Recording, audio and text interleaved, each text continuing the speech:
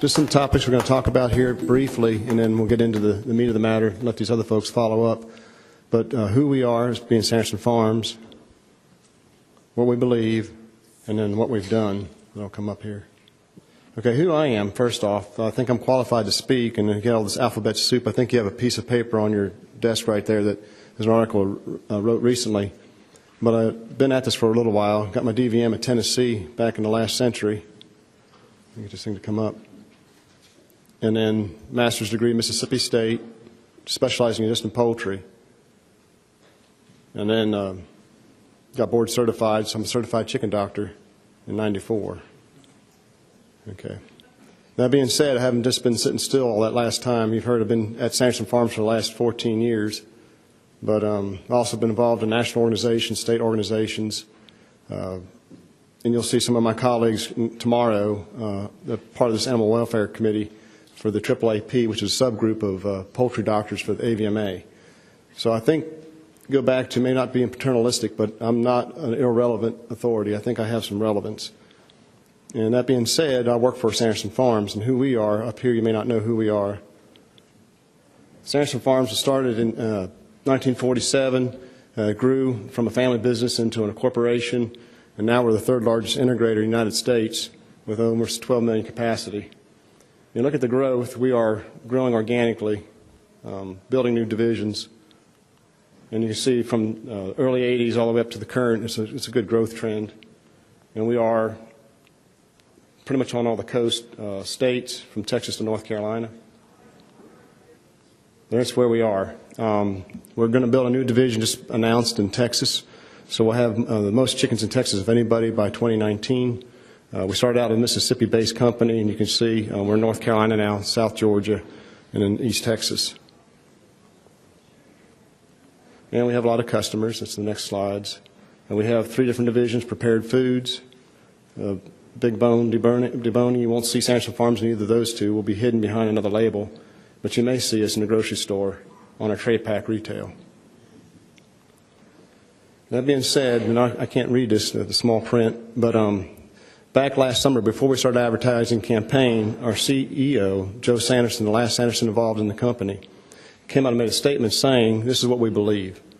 And we believe that the folks, the consumers misled or maybe misperceived.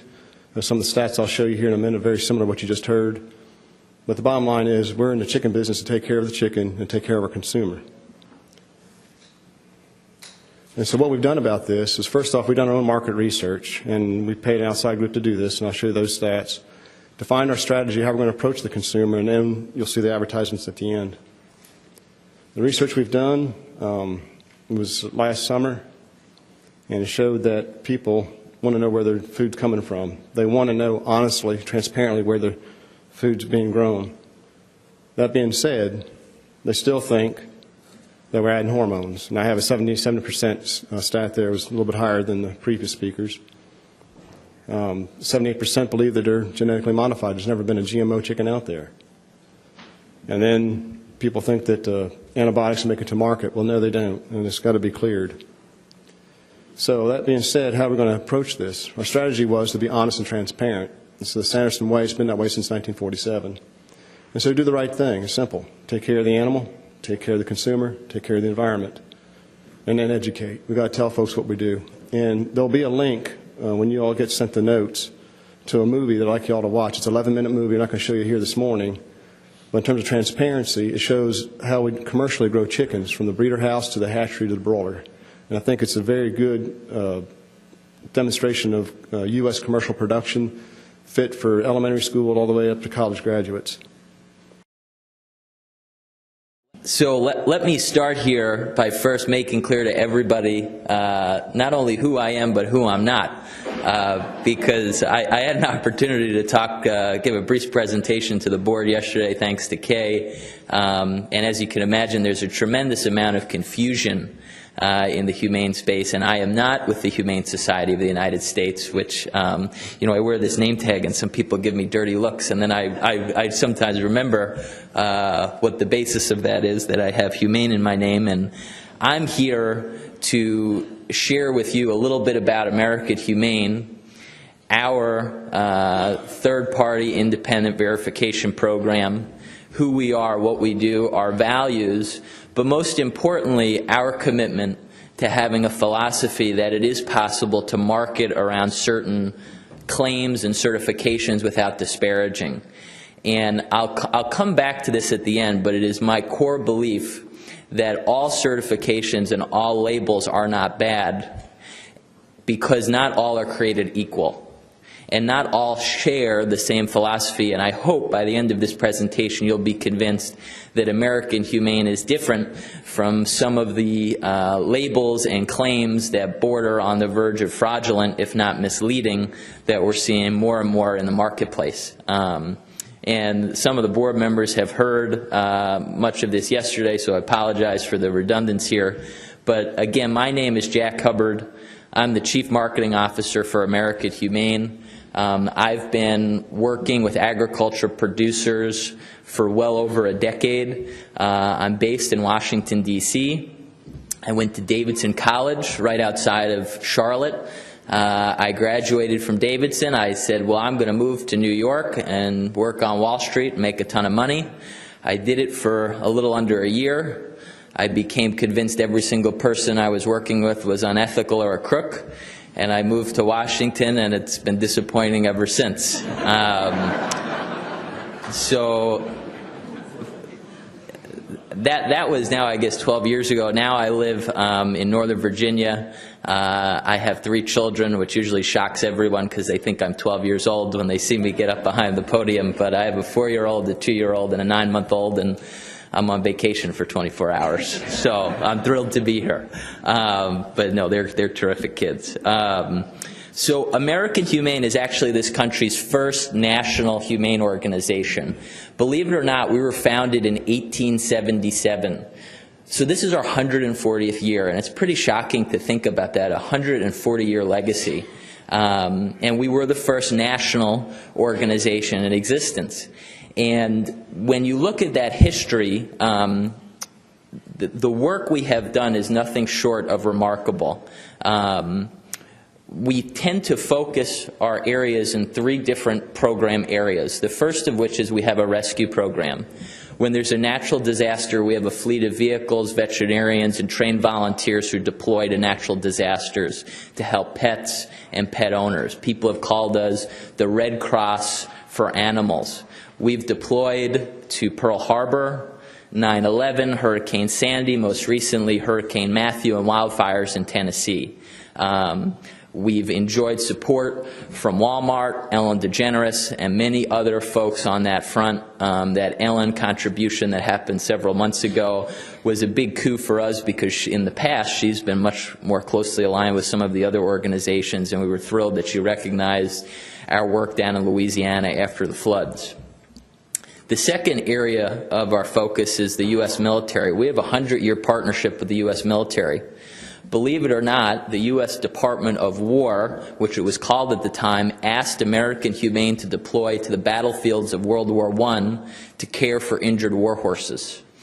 We did that, and we deployed to the battlefields of Europe and cared for thousands of injured war horses, and that partnership with the U.S. military continues today. We focus in 2 specific areas, the first of which is helping our canine veterans. So these are the dogs that serve overseas, bomb-sniffing patrols, and all sorts of incredible work keeping our soldiers safe. We provide them with lifetime veterinary care because the government doesn't provide that. We work to bring them home and reunite them with their handlers. And then we also do a great amount of work helping veterans who return with post-traumatic stress disorder and traumatic brain injury get service dogs. These are specially trained dogs that help them cope with the struggles that they're facing, and we enjoy the support of Howard Schultz, who's a big veterans advocate, the founder of Starbucks, as well as Mars Pet Care and several other big brands who support that work. Now, the third area where we're active is what I will call our certification model. And we are a nonprofit organization, and several decades ago, there was some animal cruelty going on movie sets. They were filming westerns and they ran a horse off a cliff, and there was a big public outcry. And that started American Humane's No Animals Were Harmed program, which has turned into a global program. We work with brands like Sony, Disney, MGM, and we have certified, trained animal safety representatives on sets with standards that they enforce to make sure that animals are being treated properly on movie sets and they're not being abused or there aren't cases of cruelty. That gave rise to what became the first farm animal welfare program this country has seen, which we created. And it's the American Humane Farm Program.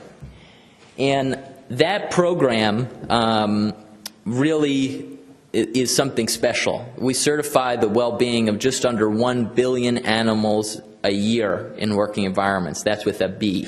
And the reason people see value in this, and I'll get into more reasons why folks become certified, but there's something intrinsic about the American Humane name.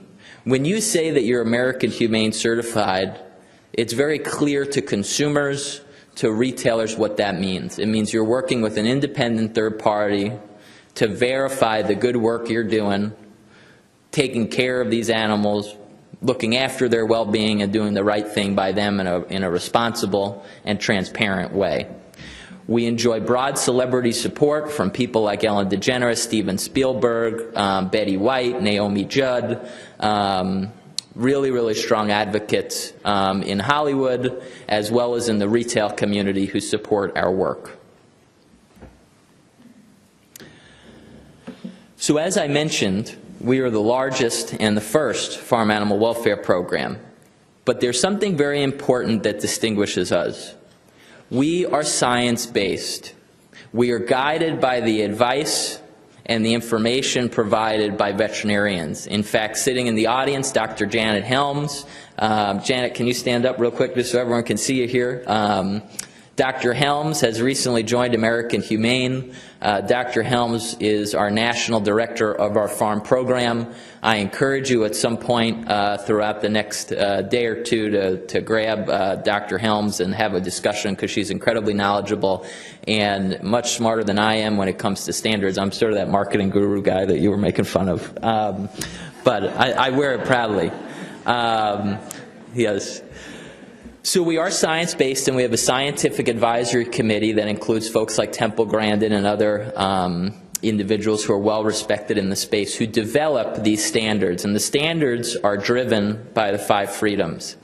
And it's very important in that our philosophy is all about elevating animal welfare, shining a bright light on the best actors in the space, and when and if an organization or a company meets or exceeds our standards, we then go out of our way to promote and support that brand because they've opened themselves up in a transparent way. They've allowed third-party independent auditors to visit their facilities every year.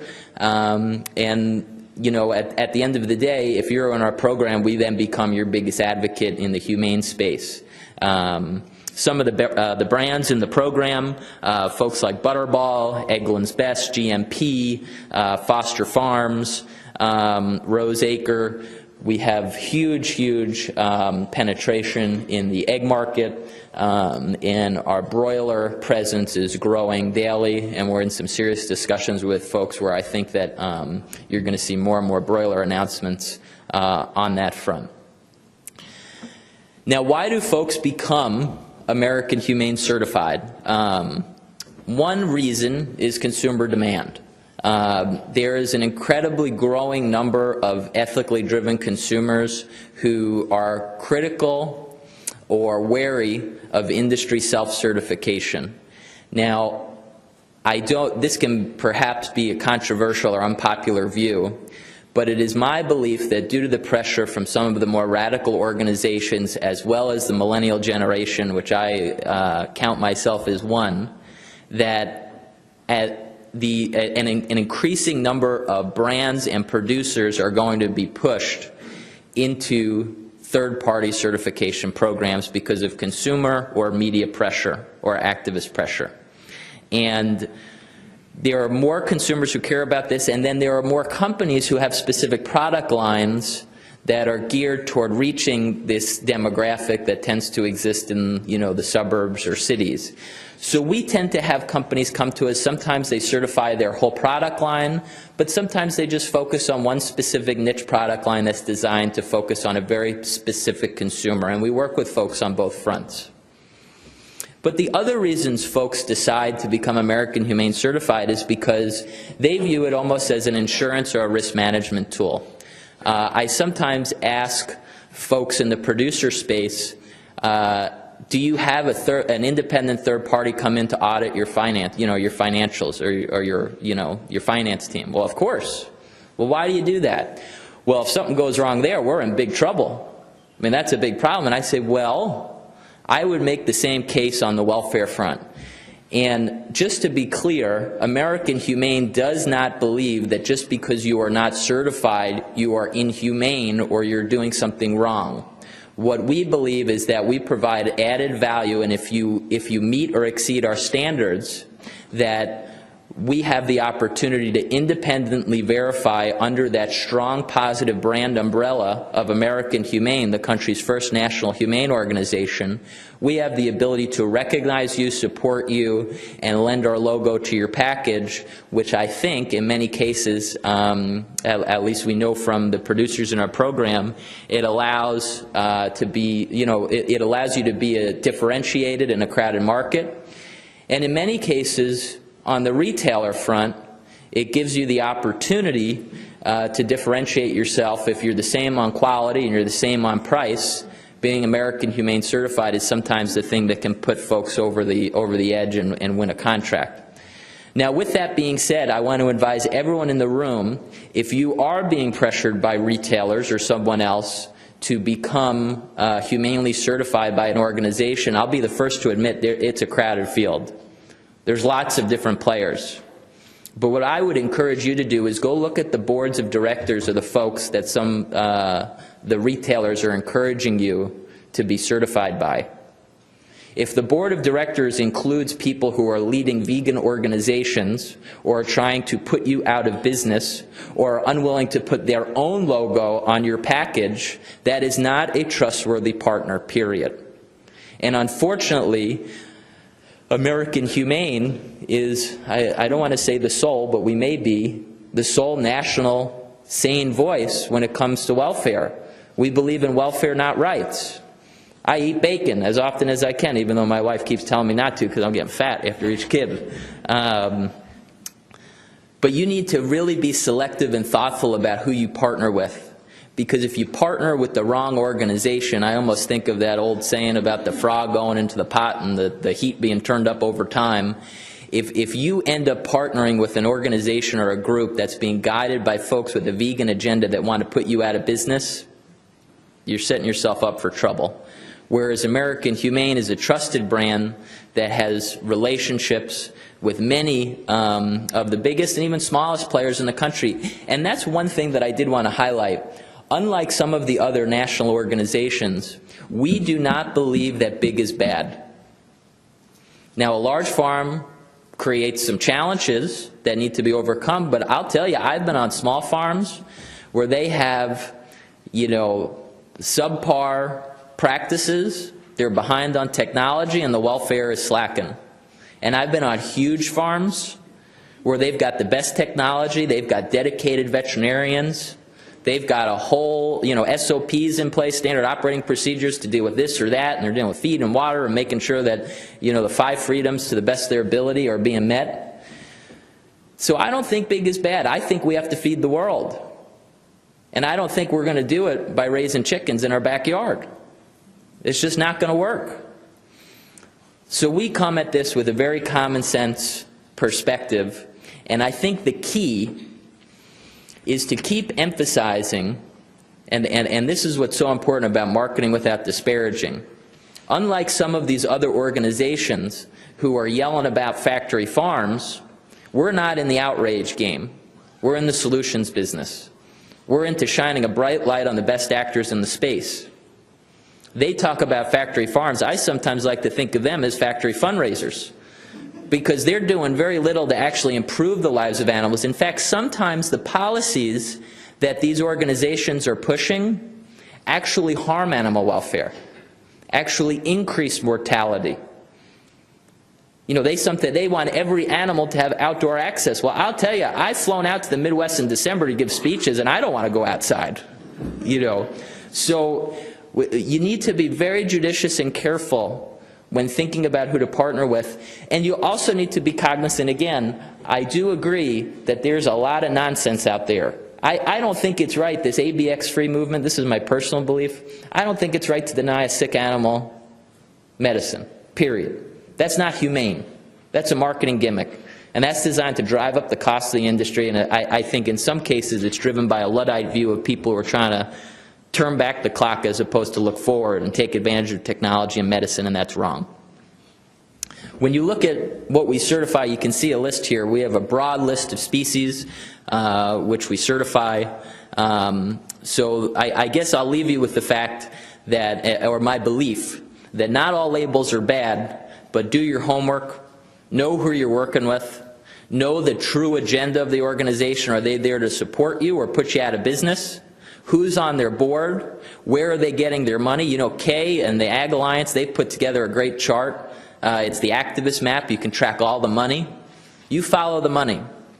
If an organization is receiving 6 figures from another one that's talking about, you know, factory farms and putting people out of business and pushing a vegan agenda, you don't want to partner with those folks. So I'll stop there and turn it over, but thank you all for listening, and if you have any questions about our program or our philosophy, please don't hesitate to grab myself or Dr. Helms. Thank you.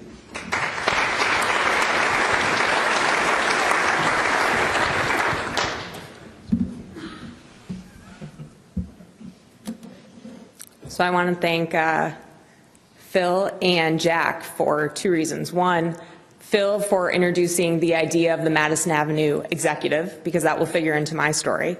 And second, Jack for introducing the idea of how much impact our spouses have on our life. I anticipate I'll probably end up mentioning my husband at least once or twice as I share my remarks today. So disparagement in marketing is all too common, but I'm going to spend my time talking with you today about how to look forward, about how to leave disparagement behind, and understand how to move forward with being proactive. And the way we're going to talk about doing this is to put people at the center of everything that you do. Before I talk more about that, 3 things that you should know about me. 1, I'm a leader at Beta Rutter. We focus at Beta Rutter on creating clarity from chaos. We're an independent business marketing agency that specializes in working with industries that are going through significant disruption. That includes food and agriculture. It also includes financial services, healthcare, and construction. So you're not alone in going through this disruption and disparagement. I can tell you that. Second thing about me, I've spent all of my life in food and agriculture. I grew up on a farm in southern Wisconsin, and I spent many of the early years of my career working for agencies and associations, pursuing many of the goals that Animal Agriculture Alliance pursues today. This is a little bit like old home week for me. Sitting up here, it's been great to see all the faces in the audience that I know, and I can't wait to see later today. Then I took a step away from agriculture, and I moved deep into the food industry. I became the head of North America Marketing and Strategy for one of the world's largest ingredients and flavors company, Kerry Health and Nutrition. Now there, I worked with many Madison Avenue food executives. Not all of them were bad. Some of them I was happy to take out for a beer, although I would have a beer and they would have a $15 cocktail. But it's really important to understand where those folks are coming from. It was my job at Kerry to work with food CPG and food service brand managers to understand their consumer, their target and that target's wants and needs, and their brand growth plans. Because what we needed to do at Kerry from my function in marketing and strategy was recommend new products that we could launch with our customers. Now I have to be honest, some of these products did include claims such as non-GMO, antibiotic-free, organic, and gluten-free. You name it, we were interested in working with our customers to meet their needs. Now today, I have the best of both worlds. I live about 30 minutes away from where I grew up. During the day, I work at Beta Rutter. I focus on working with food and beverage and technology companies to help them become more customer-centric and to ultimately grow their business. At night, I get to go home and talk to my husband about how many cattle auctions he wants to watch online, how many cows he wants to buy, and how he puts my 2-year-old up to coming up to me and saying, we need more cows. So I work so we can fund the cattle purchasing habits of the rest of my family. So don't quit your day job, folks. What I want to make sure and focus on for the third thing that I feel like you should know about me is that I'm against disparagement in marketing, but maybe not for the reasons that you'd think. I think it's a weakness when you have to disparage a competitor and it signals that your marketing strategy isn't strong enough. But even more than that, I think it really comes down to moving from being product-focused to people-focused. That means putting at the center of what we do the people we're trying to reach. Not our company, not our products, not our brands. I'll talk about 2 areas that are really important in making this transition, but first I want to cover just a little bit of terminology. When I say people-focused, I mean your target audiences. I don't mean the people that already agree with everything you already say. Those are some of your stakeholders. Those are some of the people you use to reach your target audiences. I'm talking about the people that you're trying to sell to. And when I say sell, that might be products, but that might be an idea. That might be one side of an issue. So when I talk about buying and selling today, expand your definition of what that means. Now, usually when I talk to folks about these ideas, we are being very customer focused. So I'm really going to try hard to talk about targets versus customers, but I can't guarantee I'm not going to say customers once or twice as we go forward. So with that, the 2 areas we're going to focus on.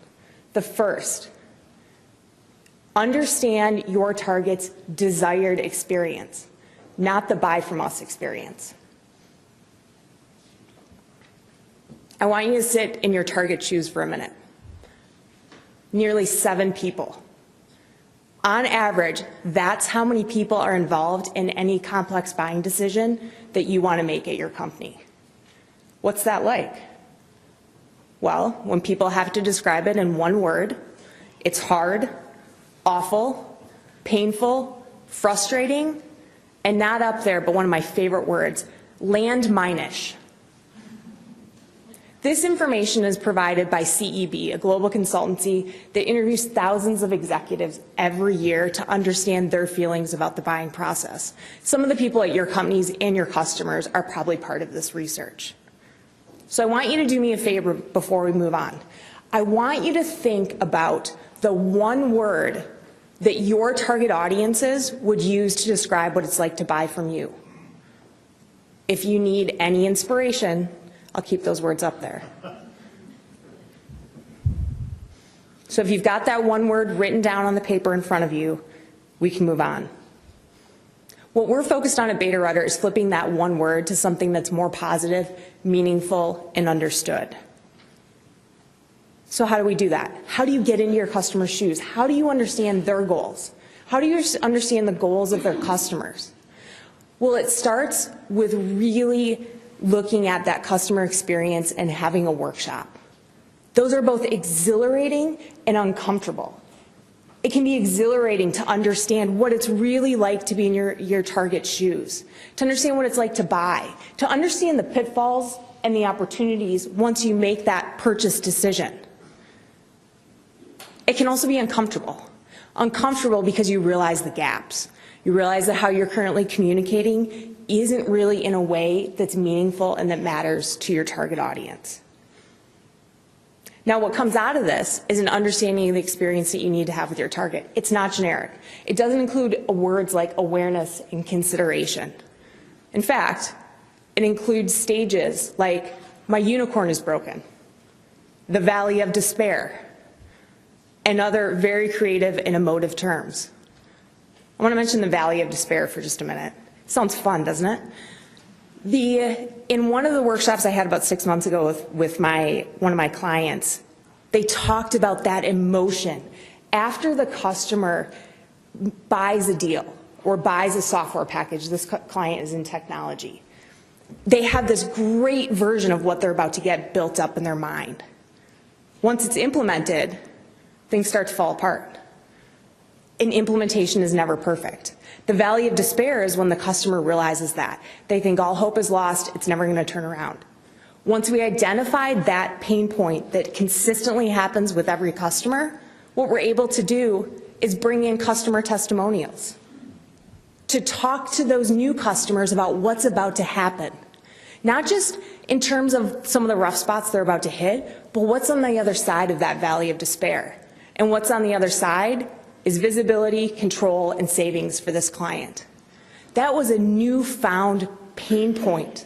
We put a name to it, and we made it impactful, and we planned to have the right conversations. Now, I didn't do a good job of this while I was at Carey. Yeah, I knew what the goals of my customers were. I understood how I needed to impact them, but we didn't have a shared understanding internally of the customer and the target experience we were driving towards. It put us on our back foot when the importance of clean label and claims became a resounding request from our customers. We weren't able to have proactive conversations to talk about how to really build your brand, not just have a product extension with a new front of pack claims. I think there could have been huge learning for us, but instead we reacted a little too slow, and some of the partners that were ready to work with our customers disparaged us, because when you're big, you could say sometimes it's hard to see the trends and take action. Now, I'm not up here to say that you need to bend to everything your target audiences are asking for, but it's important to understand the experience they need, and then you can make the right choices on how you want to impact that. In this day and age, if you don't understand that experience, there's going to be someone there that does and wants to partner with your target audiences. So, another assignment, second word. I want you to look forward. I'd like you to think about, in the future, what's the one word you'd like your target audience to say when describing what it's like to buy from you?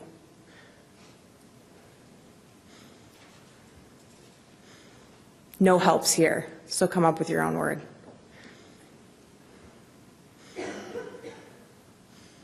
Okay, let's move on to the second area of focus. Tell your target's story, not yours. I spent 15 years of my career training people to tell their story. That's not an approach that I take anymore. The fact is, people are too self-obsessed to dig through the details to understand what matters to them, what the benefit is. We really need to focus on making it easy and impactful so they can see the benefits to themselves. Simple doesn't always equal easy, though. This can be really difficult. What you know are your companies, your brands, your products. You go into the unknown once you're trying to focus first on your target audiences, goals, their business, the benefits that you provide them. I want to share a couple ways, a couple parts of the communication process that you can use to become more people-focused. The first is setting the right tone with your big creative ideas. Once you have your experience nailed down, you can really understand how you want to drive forward. One of the examples I'd like to share here is from a food ingredient client. At the center of this work is the food CPG researcher and marketer. And the campaign is called Human Powered. I want to read you a couple lines from the foundational statement of this big creative idea for Human Powered. Human Powered. Food is the most valuable energy source on the planet, the power behind the human endeavor, and as the world becomes more complex, so do food challenges. But just because the problem is complex doesn't mean the solution must be. The power we supply is the power of great science, unbridled ambition, and access to state-of-the-art nutrition. We push beyond our limits so you can push beyond yours. We're not just driven, we're human-powered. Now, that's not perfect, but it is a move for this client towards being people-focused. I can't show you the visuals for this campaign, unfortunately, because it hasn't been released, but they really focus on that consumer moment of power that's derived from consuming the nutritious product provided by the food brand and by my client. The second thing I want to highlight, messages. This always used to be one of my traditional tactics that we'd recommend. It would always be on that hit list of tactics. Not anymore. Messages are getting in our way of being effective at having the right conversations. They've outlived their usefulness. I know that as someone who spent probably years of my life creating message documents, that's a hard thing to say. But you know what? We just talk in terms of what our message, what our point of view is. We don't provide what our target needs and wants. It limits us in the opportunity to have conversations. So what do we do instead? We create dialogues. We actually create conversations. Short experiences, short conversations and dialogues that map to the customer experience. And then we're able to connect with our audience. So just like that, we start to convert targets. Not really, but in a couple minutes, I've highlighted just a few things that really help us start to stop disparaging and moving towards what's really important for our businesses and becoming more people-focused. So as I wrap up, I want you to think about a couple additional takeaways. You've already got the 2 words about your customer or your target buying process. I want you to think about understanding the experience your target wants. If you don't provide it, it's likely that someone else will. The second takeaway I hope you write down, tell your target story, not yours. And the third, experiment. Things are changing way too quickly in our industry not to. With that, I just would like to say, I'm very optimistic and excited about the opportunities we have in front of us. I'm focused along with my colleagues on making sure our clients are the disruptors, not the disrupted. And if you're the disruptor and you're people focused, there's no need for disparagement. Thanks.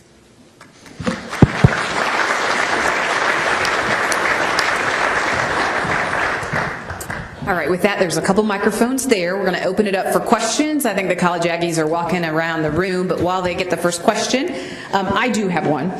So when we hear these marketing buzzwords about food, this is for any of you, but what buzzword maybe frustrates you the most, and what would you like to see that replaced with? Like what word should we be using instead? Thank you. Son? Yeah. Yeah. I think hormone-free, it's been brought up before. And how many times can you say this and who's listening? Apparently this whole room knows that we don't use hormones in poultry. But who outside this room knows that? And how does that word get out? So that's been a frustration to me. How do you effectively reach a widespread consumer base? But your ads, I mean, they do a pretty good job of providing, humor yet facts at the same time, which seem to maybe will reach a broader audience. Yes.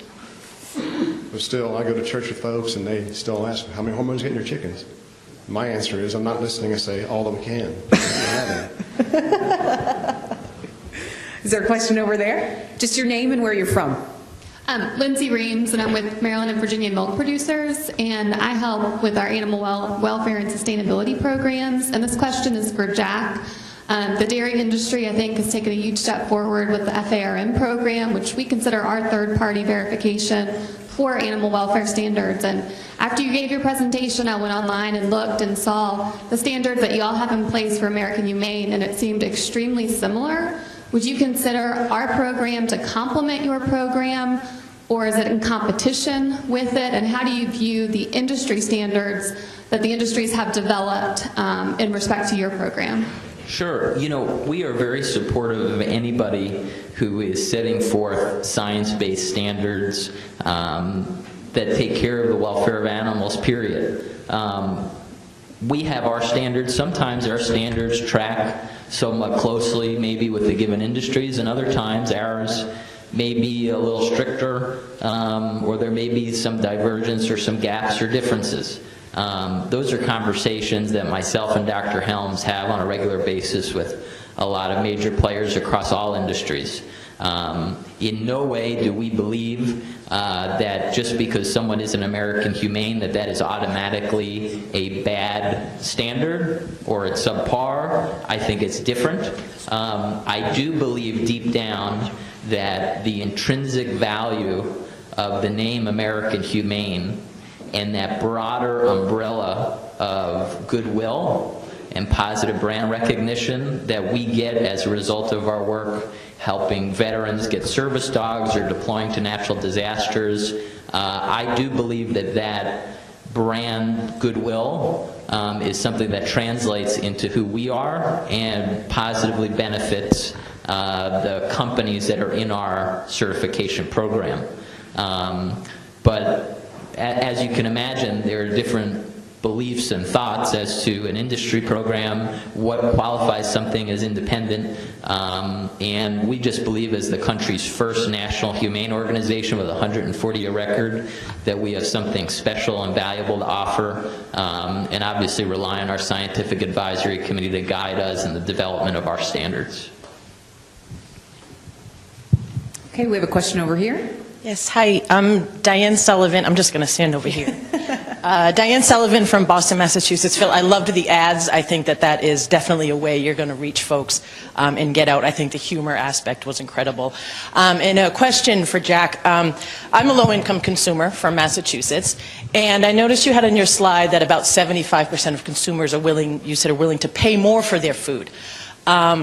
And I have a really hard time with that when I think about the 45 million Americans who rely on SNAP benefits to feed their families, and that doesn't quite scratch the surface at what food insecurity looks like.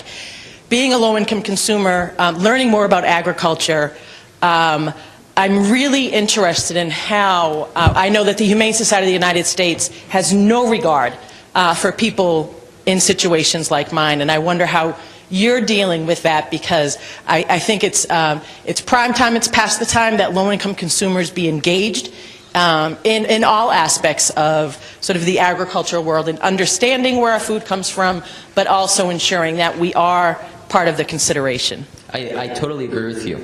And one of the problems with some of the other programs is that they have standards that I believe hurt low-income families, hurt low-income children, and it's wrong. And we believe when you look at our guiding philosophy, we try to make sure as we take our advice from our scientific advisory committee, we're constantly considering the fact that, number one, we want to make sure that our standards are attainable. Because if you come up with some crazy set of standards, right, that no one can even meet or exceed, you're not actually helping any animals. You're just an ideologue who has a bunch of beliefs on an issue. I'll give you an example. We sometimes get beaten up by some of the activist groups because we certify enriched colony housing, and they don't like that, right? They want outdoor access. They only want free range. They only want pasture. Now, we do certify both free range and pasture, but if you have an enriched colony housing operation and you meet our standards, we will certify you. So we want to make sure we're constantly cognizant of trying to make sure that we don't fall into the food elitism trap that some of these organizations either knowingly or unknowingly have fallen into. Because when you look at food costs in this country, they're lower than most places around the world. We have one of the safest food supplies, and we have an abundance of food. And American Humane believes that that is a good thing, and we want to keep it that way, and we want to be supportive of the industry wherever we can, while also encouraging improvements in animal welfare wherever possible. Okay, question right back here. Dr. Jim Metz, Veal Quality Assurance, American Veal Association. First of all, Dr. Stayer, I want to thank you and your company for developing those ads. The first time I saw it, I was giddy. I told my wife, look at this, somebody's finally reacting to what's going on with these, what I'll call fake terms, since we can use fake now, since there's fake news. And for Jack, when does your organization use animal welfare versus animal well-being? And is there becoming a difference between those two? Or are we using those interchangeably? And the lady over there that was talking about animal welfare and sustainability, is that just as well being animal well-being and sustainability? Yeah, you know, there has been a big shift in the industry to move from animal welfare to start using the word well-being. And the thing that can be confusing is if you asked every person in this audience what the difference between those two words are, I think everybody may have a slightly different opinion. And there is broad confusion between the two words. Now, I've heard people, marketing people, who say, well, well-being is better because the word welfare sort of implies that there's a lack of welfare at times. We use both, and I'll tell you that we are internally having discussions about when the appropriate use of each are. At the end of the day, I think it's important to be talking about both. In most cases, folks are taking care of their animals very well, but we believe that those 5 freedoms and encouraging them wherever possible and wherever it's attainable is something, a worthy pursuit, while also balancing what the person who asked the former question was, making sure that it's attainable, reasonable, and driven by science and veterinarians. And I just add to that and say, when we're having all of our great internal debates about what words to use, make sure that there's someone there representing what does your target use when they're talking about this topic? How would they define the terms that we're using? Sometimes I feel like we're so busy debating the merits internally, we do forget to bring that target into the conversation and really think about them first and foremost. Well, we need to wrap up, but before we do that, what do you want, name one action item that you want to see this audience do as we leave. From your perspective, what one action item do you want to see taken to really move this conversation forward? I think, like we've done with the advertisements, is to reach the community as much as you can. And I think being transparent, this video link that you'll be sent at the end of the meeting is great for broiler chickens. I don't know if there's dairy cattle, pigs, other species, but it at least explains why we do what we do in commercial U.S. agriculture. I think we have a good story to tell. Jack? Well, mine is totally self-serving. Come talk to me about certification and make sure that you don't end up forming a partnership or getting involved with an organization or a group that does not have your best interests at heart. JoDee? Become target audience focused, and that starts with understanding the experience your target needs. All right, thank you all. We appreciate it.